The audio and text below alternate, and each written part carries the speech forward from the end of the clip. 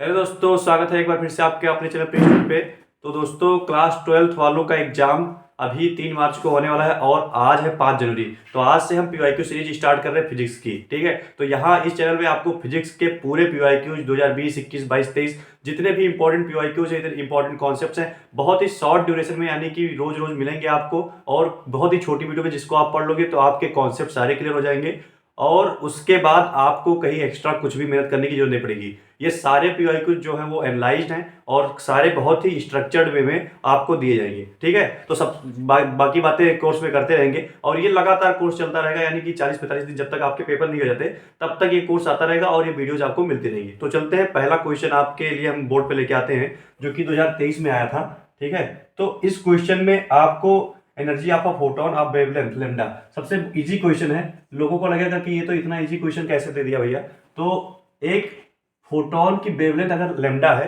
तो उसका एनर्जी क्या होगा। ठीक है, तो ये क्वेश्चन है 2023 में आपका आया था। तो इसका जैसा कि आपको पता है कि E इज इक्वल टू होता है एच न्यू। यहाँ पे न्यू क्या होती है, फ्रीक्वेंसी। ठीक है, तो न्यू की वैल्यू होती है सी बाई लेमडा, तो ये हो जाएगा एच सी बाई लेमडा।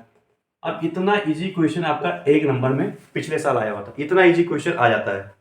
ठीक है, तो एक क्वेश्चन हो गया। दूसरा क्वेश्चन है कि क्वेश्चन नंबर सेकंड है E is equal to 3.2 electron volt. ठीक है, और जो तुम्हारा स्टॉपिंग पोटेंशियल है वो है 1.5 वोल्ट। ठीक है, अब कह रहा है कि तुम्हारा वर्क फंक्शन क्या होगा।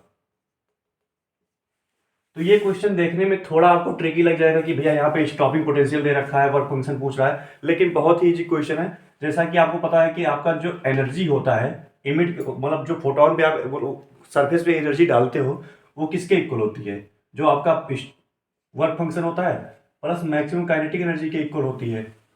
अब यहाँ पे आपको पता होना चाहिए कि जो मैक्सिमम काइनेटिक एनर्जी होती है वो होती है ई बी नॉट। ठीक है, इसको ए भी लिख सकते हो 1/2 mv max square is equal to E B not. B not क्या है, यहाँ पे स्टॉपिंग पोटेंशियल है। ठीक है, तो बी नॉट जो है वो आपका क्या है, स्टॉपिंग पोटेंशियल है। तो आपको देखो ये पूरा कॉन्सेप्ट आपको आना चाहिए। अगर आपको कॉन्सेप्ट नहीं आ रहा तब भी हम पीवाईक्यू जब सॉल्व कराएंगे आपको सारा कॉन्सेप्ट बताएंगे, तो आपको घबराने की दिक्कत नहीं है। तो E equal to phi not plus K E max. Phi not क्या है, यहाँ पे वर्क फंक्शन है। जो आप एनर्जी डालते हो सरफेस पे वो पहले जितना, वो जो इलेक्ट्रॉन है वो कहता है कि पहले इतनी एनर्जी दोगे तभी हम छोड़ के जाएंगे। ठीक है, तो उतना एनर्जी को कहते हैं वर्क फंक्शन। और जो उसके बाद में जो निकलता है, जो मैक्सिमम काइनेटिक एनर्जी होती है, उस प्लस को ऐड करते हैं। तो यहाँ से काइनेटिक एनर्जी मैक्सिमम का एक फॉर्मूला होता है ई बी नॉट, ये होता है स्टॉपिंग पोटेंशियल। ठीक है, 1/2 mv max square equal to E B not.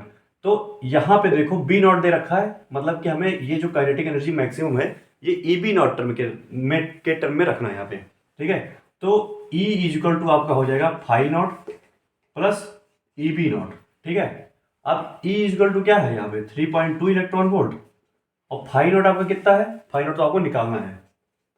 ठीक है, plus E B not. E B not क्या हो जाएगा, बी नॉट की वैल्यू कितनी है 1.5 इलेक्ट्रॉन वोल्ट।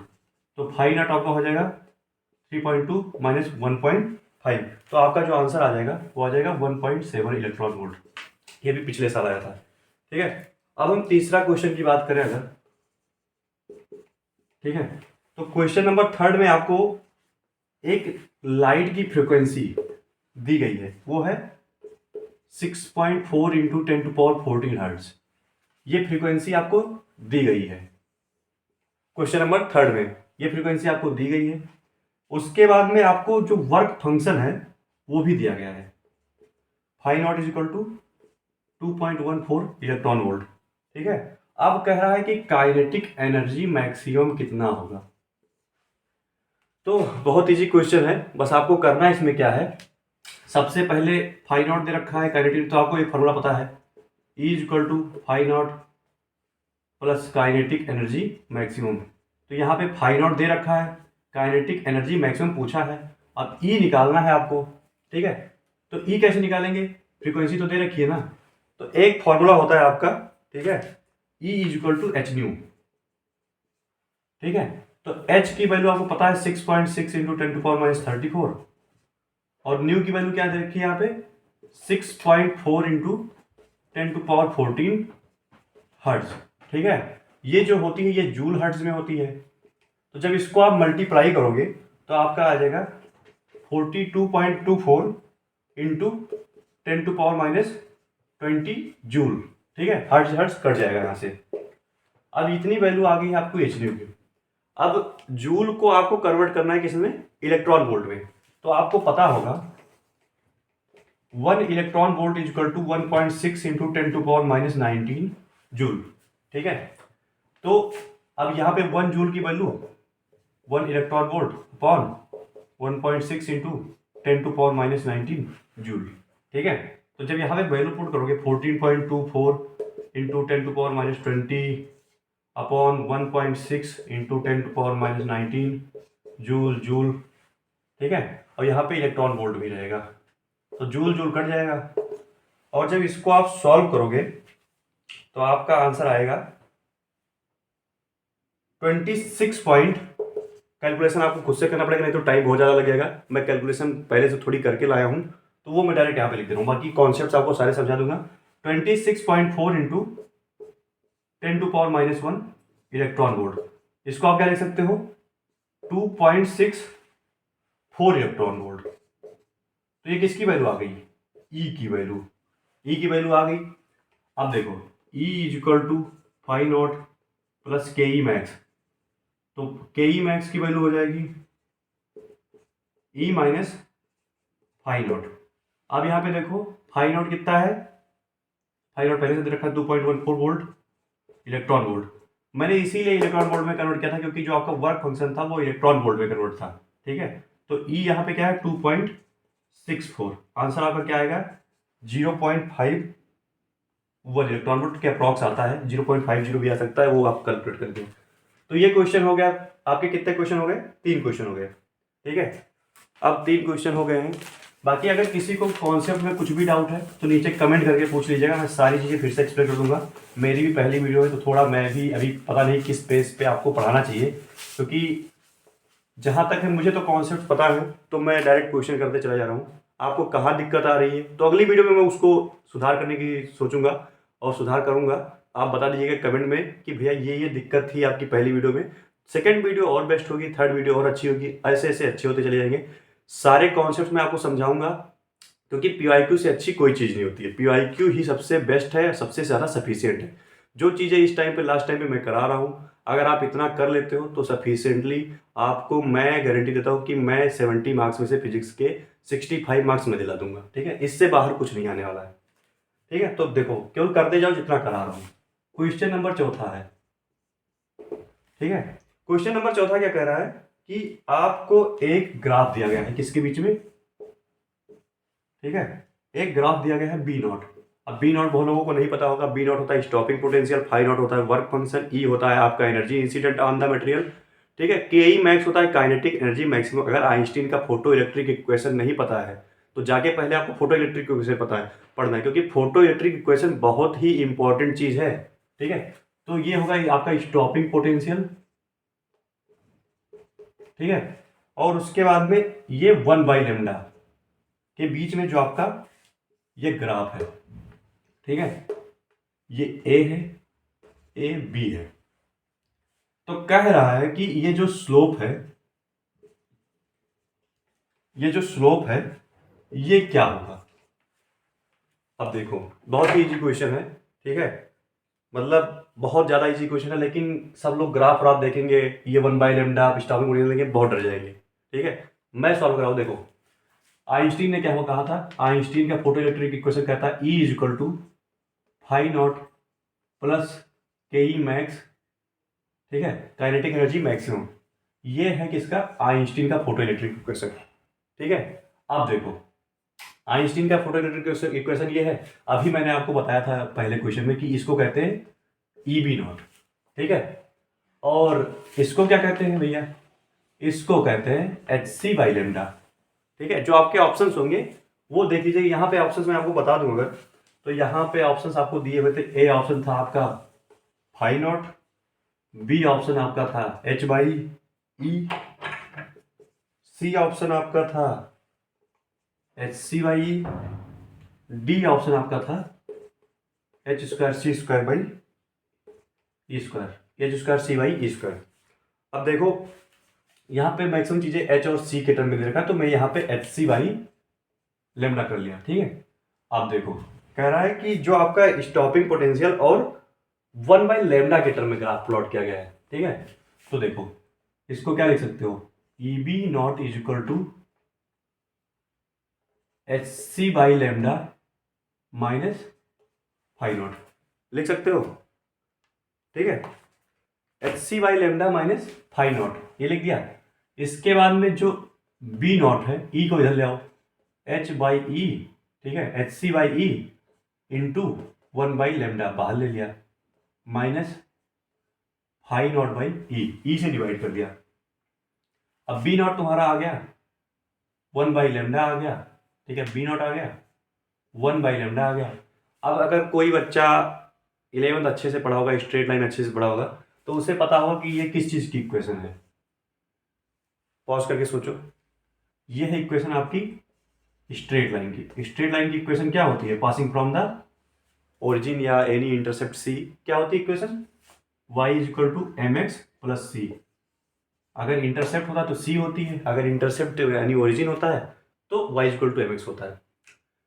अब सब लोग कहेंगे भैया यहाँ पे तो माइनस है, ठीक है, माइनस है तो माइनस हम साथ में ले लेंगे, यहाँ पे प्लस मान लेंगे, ऐसा भी कर सकते हैं ना। तो यहाँ पे आपका जो y है वो बी नॉट है, यहाँ पे भी बी नॉट दे रखा है। जो आपका x एक्सिस है 1/λ है, यहाँ पे भी 1/λ दे रखा है। तो स्लोप कौन सा हो गया आपका, स्लोप हो गया एच सी बाई ई। तो एच सी बाई किस ऑप्शन में है, सी ऑप्शन में, सी ऑप्शन सही है। तो ये क्वेश्चन अगर आपको समझ में नहीं आया हो तो एक बार फिर से वीडियो रिवाइंड करके देख लीजिए, क्योंकि मैं वीडियो बहुत बड़ा नहीं करना चाह रहा हूँ। आपको सारे कॉन्सेप्ट भी समझाने, सारे क्वेश्चन भी कराने हैं। इस चैप्टर में 50 से 60 क्वेश्चन से 50 से 60 क्वेश्चन 4 से 5 वीडियो में करना बहुत ही मुश्किल है, लेकिन मैं चाहता हूँ कि 20 से 25 मिनट की वीडियो में पाँचों चैप्टर्स आपको कर दूँ, और लास्ट में जो मैं वन शॉट बनाऊंगा आपको बहुत ही सफिशिएंट होगा, उसमें सारे टॉपिक सारे कॉन्सेप्ट जो इंपॉर्टेंट है वो सारे कवर करूँगा, ठीक है। अभी लेकिन ये क्वेश्चंस आपको अच्छे से करके जाने, पहले खुद से पहले ये बनाने, नोट्स बनाने, फिर खुद से करने। और ये जो टॉपिक्स इन्वॉल्व है, जैसे यहाँ पे आइंस्टीन की फोटो इलेक्ट्रिक इक्वेशन इन्वॉल्व हुई है, फिर आएगी कुछ चीज़ें इन्वॉल्व होगी, कुछ इंटेंसिटी के क्वेश्चंस आएंगे, ठीक है। फिर बाद में कुछ ऐसे सारे जो कॉन्सेप्ट आते रहेंगे, उनको एक कॉन्सेप्ट आपको नोट बनाने, नोट बनाने से बहुत फायदा मिलेगा लास्ट में, ठीक है। तो ये क्वेश्चन हो गया। अब अगला क्वेश्चन है कि सब बहुत ईजी क्वेश्चन है ये, ठीक है। क्वेश्चन क्या कहता है, क्वेश्चन कहता है कि एनर्जी क्या होगी अगर वेवलेंथ कितना है 663 नैनोमीटर, 663 नैनोमीटर दे रखा है। अब पूछ रहा है कि एनर्जी क्या होगी। तो एक फॉर्मूला होता है, आपको याद कर रखना पड़ेगा, E इज इक्वल टू, आपके टीचर से बताया भी होगा, आपको शायद याद ना हो, 1240/λ। अगर लैम्डा नैनोमीटर में दे रखा है तो ये एनर्जी किस में आती है, इलेक्ट्रॉन वोल्ट में, ठीक है। तो यहाँ पे लैम्डा को नैनोमीटर में दे रखा है, बहुत अच्छा। 1240/663, तो ये इलेक्ट्रॉन वोल्ट में एनर्जी आ जाएगी। अब जब इसको डिवाइड करोगे तो ये आ जाएगी 1.787 इलेक्ट्रॉन वोल्ट। अब लेकिन एनर्जी इलेक्ट्रॉन वोल्ट में इसमें कहीं ऑप्शन नहीं दे रखा था, तो एनर्जी किस में चाहिए हमें, जूल में। तो जूल में कैसे करोगे, एक इलेक्ट्रॉन वोल्ट में कितना जूल होता है, 1.6 इंटू 10⁻⁻19। जब इसको मल्टीप्लाई करोगे, ठीक है, तो आपका आ जाएगा, हाँ, 2.99 के अप्रॉक्स आएगा। मुझे थोड़ा गलती लग रहा है इसमें, आप करके लीजिए खुद से। तो ये जाएगा 3 इंटू 10⁻⁻19 जूल, जो आपके ऑप्शन में दे रखा था। तो ये पिछले साल ये भी क्वेश्चन आया था। तो कितना इजी क्वेश्चन, बस आपको ये फॉर्मूला रखना है कि जिसमें इस फॉर्मूले में जो आपका लैम्डा होना चाहिए वो हमेशा नैनोमीटर में होना चाहिए, तो आपकी जो एनर्जी है वो इलेक्ट्रॉन वोल्ट में आती है, ठीक है। तो इतने क्वेश्चन, 5 क्वेश्चन आपके हो गए। 5 क्वेश्चन कितने मिनट में हुए ये नहीं पता है, लेकिन 5 क्वेश्चन आपके हो गए हैं, ठीक है। अब इतना क्वेश्चन आपको पहले से पढ़ना है। अगर क्या क्या क्वेश्चन आपका खुद से कर पाते थे, पहले खुद से पॉज करके सॉल्व करने की कोशिश किया करो, ठीक है, फिर सॉल्यूशन देखा करो। अगला क्वेश्चन बहुत ही इंपॉर्टेंट क्वेश्चन है, question number 6। A graph is plotted between the stopping potential and the frequency of incident radiation। कह रहा एक ग्राफ है किसके बीच में, स्टॉपिंग पोटेंशियल y एक्सिस पे आपके, और जो आपका फ्रीक्वेंसी है इंसिडेंट रेडिएशन का वो x एक्सिस पे है, ठीक है, for a metal the product of the slope of the straight line obtained, the product of the slope of the straight line. मान लो कोई ऐसा ग्राफ है, ऐसा कुछ होगा ग्राफ, कोई ऐसे नहीं कि यही ग्राफ होगा, ऐसा कुछ होगा। ये वाई एक्सिस पे आपका बी नॉट स्टॉपिंग पोटेंशियल है, यहाँ पे न्यू है। कह रहा है जो इसका स्लोप आ रहा है, जब उसको मैग्नीट्यूड ऑफ इलेक्ट्रॉन ई से मल्टीप्लाई कर रहे हैं तो क्या आता है आंसर। तो ऑप्शन दे रखे हैं आपके, ए ऑप्शन दे रखा है एच, बी ऑप्शन दे रखा है H by C, C option दे रखा है 2h/c, डी ऑप्शन दे रखा है h/2c। अब आप क्वेश्चन नहीं समझ आएगा, मैं फिर से समझाता हूँ। कह रहा है एक ग्राफ प्लॉट किया गया है, किसके किसके बीच में, स्टॉपिंग पोटेंशियल के बीच में और फ्रीक्वेंसी के बीच में इंसिडेंट करती है जो मेटल पे, वो उस फ्रीक्वेंसी के बीच में ग्राफ प्लॉट किया गया। और बी नॉट जो है वो वाई एक्सिस पे है, न्यू जो है वो एक्स एक्सिस पे है। क्वेश्चन ध्यान से समझना, बहुत ही थोड़ा ट्रिकी टाइप का क्वेश्चन है। फिर कह रहा है जो स्ट्रेट लाइन आई है उसका जो स्लोप आया है, जब उसको मैग्नीट्यूड ऑफ इलेक्ट्रॉन से मल्टीप्लाई किया जाता है तो क्या आएगा इसमें से। बहुत ईजी सा क्वेश्चन है, ठीक है। देखो मैंने अभी पहले ही बताया था कि E is equal to phi not plus K E max, या E is equal to phi not plus इसको लिख सकते हो ई बी नॉट, ये पता है आपको क्यों लिख सकते हो, ठीक है। तो E B not is equal to हो जाएगा E minus phi naught, B not is equal to हो जाएगा एच न्यू, इसको ई को एच न्यू लिख सकते हो ना, माइनस यहाँ पे बी रहने दो फाई नॉट, तो B not is equal to H by E nu minus phi naught by E, ठीक है। ये हो गया, B not is equal to H by E से दोनों तरफ डिवाइड कर दिया है, ठीक है। अब कह रहा है बी नॉट और म्यू के बीच में, तो ये हो जाएगा आपका वाई एक्सिस, ये हो जाएगा एक्सिस, तो Y is equal to M X plus C, ठीक है। तो आपका यहाँ पे स्लोप क्या आ रहा है, M is equal to H by E, और इंटरसेप्ट आ रहा है minus phi naught by E. तो इससे आपको कोई मतलब है नहीं, इससे मतलब है। तो स्लोप को किससे मल्टीप्लाई करना है, ई से, यहाँ पे दे रखा है, तो एच बाई ई इंटू ई आ जाएगा एच।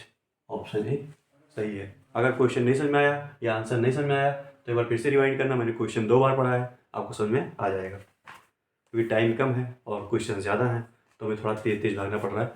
बाकी कोई दिक्कत होगी तो कमेंट बॉक्स है ही, या मेरा पर्सनल चैट बॉक्स है ही, उसमें आ जाना।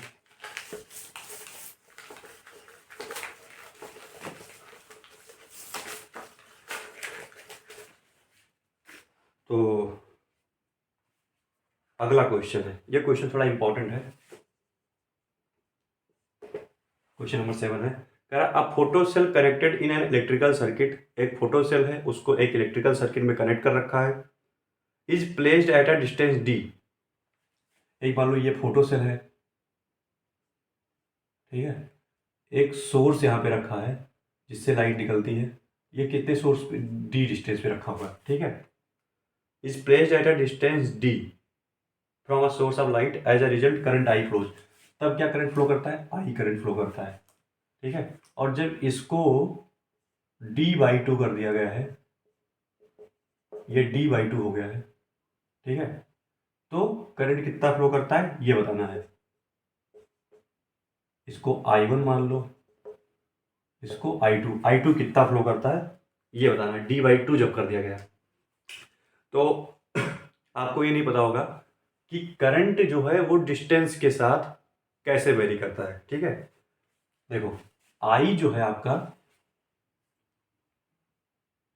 जो फोटो इलेक्ट्रिक करंट है, ये डिस्टेंस के साथ ऐसे वेरी कर सकता है। अब ऐसे कैसे वेरी करता है इसका भी थोड़ा मन में आएगा, तो मैं बता देता हूँ यहाँ पे कि जो आपका इंटेंसिटी है वो करंट के डायरेक्टली प्रोपोर्शनल होता है। और इंटेंसिटी का फॉर्मूला आपको पता होगा, इंटेंसिटी का फॉर्मूला होता है पावर अपॉन एरिया, ठीक है। ये equal to P upon 4 pi R square लिख सकते हो इसको। तो ऐसे ही करंट भी 1/r² हो जाता है, जो कि मैंने यहाँ पे लिखा है। ये करंट है, इंटेंसिटी से कंफ्यूज मत होना, ये करंट है। तो I is inversely proportional to 1/r², ठीक है। तो I1/I2 क्या लिख सकते हो, R2² by R1 square, simple सी बात है, I1 बाई I2 को डिवाइड कर दिया, I1 पहले निकाला फिर I2 निकाला, डिवाइड कर दिया।